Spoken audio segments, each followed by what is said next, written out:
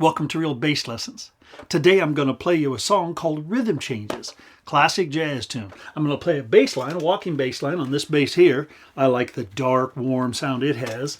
And then I'm going to play a solo over the top of that. I'll use this bass here. This has got a nice singing G string. Now the purpose is I'm going to play the bass line first so you can analyze it and listen to it and see the fingerings and figure out all the notes, and then I'm going to add a solo over the top of it. And I think you'll be surprised how simple, when you listen to, just the bass line, how simple it is. That's what a good walking bass line does. But then when you put the solo over the top of it, how well it blends and works together. And it doesn't work together in the sense of I'm trying to copy what the soloist is doing. No, I'm laying down a strong foundational bass line. Not a bass line that gets in the way. No, one that's nice and pleasant to listen to, but is just sort of nice and solid, supportive. That's the goal. Then maybe later I'll talk about and show some of the little solo phrases, licks that I did over the top of it, okay? Cool. Let's go for it. Here it is.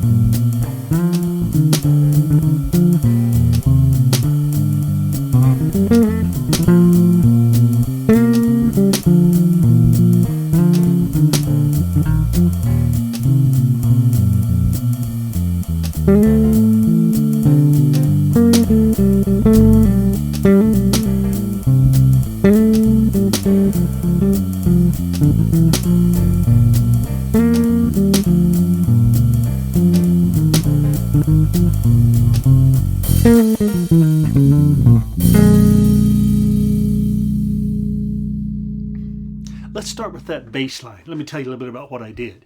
One of the most common things I did, and I do all the time, and that is I use the half-step approach. I simply approach the roots of the chords by half-step. Watch this. Root, half-step, root, half-step, root, half-step, root, half-step, root, half-step, root, half-step, root, half-step, root, half-step, root. That's very common. Here's the chords.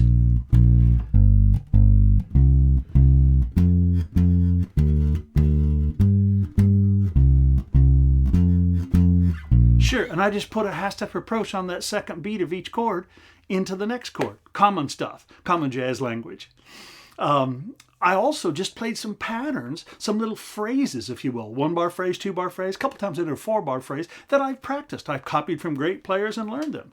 It's not as simple as I go, hey, I think I'll just stick this in, but I do, quite frankly. My ear tells me to do that because I've worked it out so much. Here's a common one. Watch this.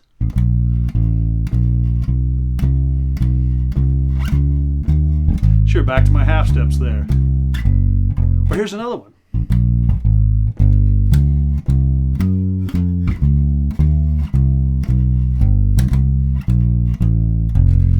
Sure, that was the second half of the phrase. I've just played that and worked it out many, many times. I've got a number of those little patterns and things like that I do. I know that on the bridge one time, I did one that I commonly do. That D7 chord, I went something like... I did exactly that. I've worked these out years ago, and I play them over and over and over and work them in different keys. So when the heat of the battle's going, hey, ready, set, bebop, I can just call them up. That way I don't have to try to think about what to do or sort of just guess and play up and down a scale. Let me see if I can do that one again. It's a good one. It's D7, 3, 4. Sure, to G7. I think I might have did that once. Sure. So it's really working out little pieces of language. And then, of course, like I said, roots and half steps, the most powerful resolution. Cool. Now let's talk about the solo.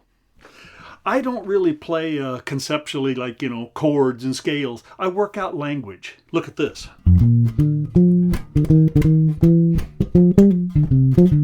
Sure, you recognize that? That was in the solo. Go find it. Here's another one. What did I do? Oh.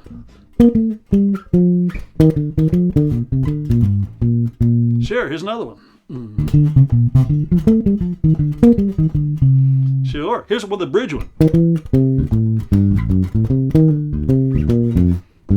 I've worked those out. And again, it's not as simple as like, I have to think, oh, here goes number 27. No, if you work on them enough, get them inside yourself and in your fingers, they become your default language, and then your ear just tells you what to play. I've heard many people say, Jim, I transcribed some lines, but I couldn't seem to get it in my playing. That's because after you transcribe it, you got to play it a million times. I mean, millions of times. So again, you can just call it up at will. Let me see if I can think of another one I played. God, I can't even remember now. I'll think back to the solo. Oh, here we go. On that, watch this.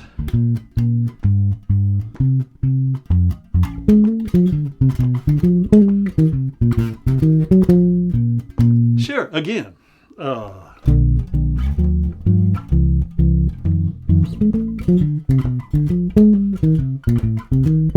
Sure, you'll find it in there. It's a little faster, of course. As a matter of fact, that was in that other lesson I taught too, that all blues one. I played a couple of those phrases in there. Oh, no, it wasn't. It was just the last lesson where I taught a 2-5-1 lick. I'd forgotten.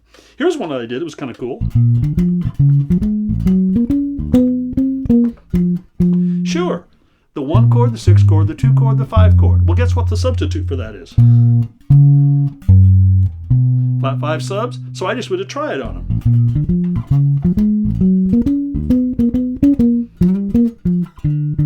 Sure, then I always play blues. I play blues licks all the time.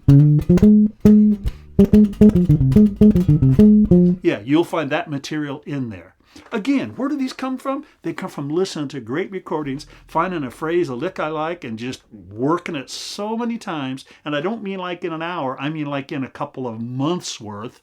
It takes that long for it to get inside me so I can recall it, okay? So those are just some little phrases that I use out there. If you like any of them, cop them. Use them, man. You don't worry about stealing them. I didn't invent them. There's no original bone in my body. I stole all that stuff from great players and music I've listened to. So if this can help you, take it away and do it. Right on.